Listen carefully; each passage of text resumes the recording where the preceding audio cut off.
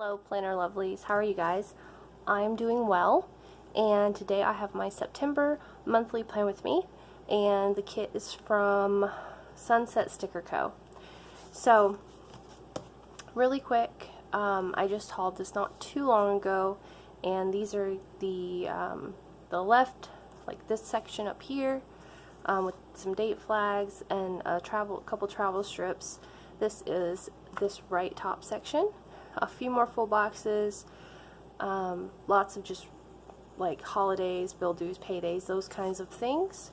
And this is the sidebar sheet with some boxes, headers for the sidebar, some little triple arrows, flags, and a few icons.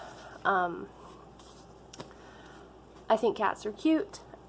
I personally don't have a cat. I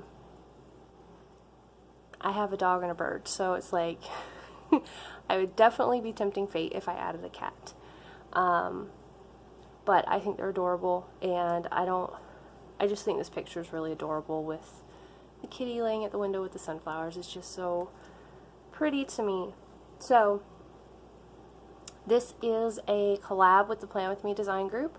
As always, that is all linked down below, and I hope you guys enjoy. Welcome to anybody that's new. I've been gaining some subscribers, so thank you so much for that. And we're going to go ahead and jump into this.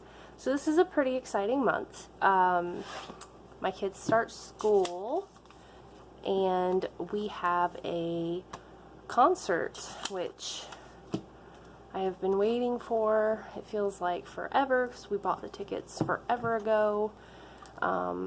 Ignore this spread. It's been a bad week at work. I'm so happy we have Labor Day. So, yeah.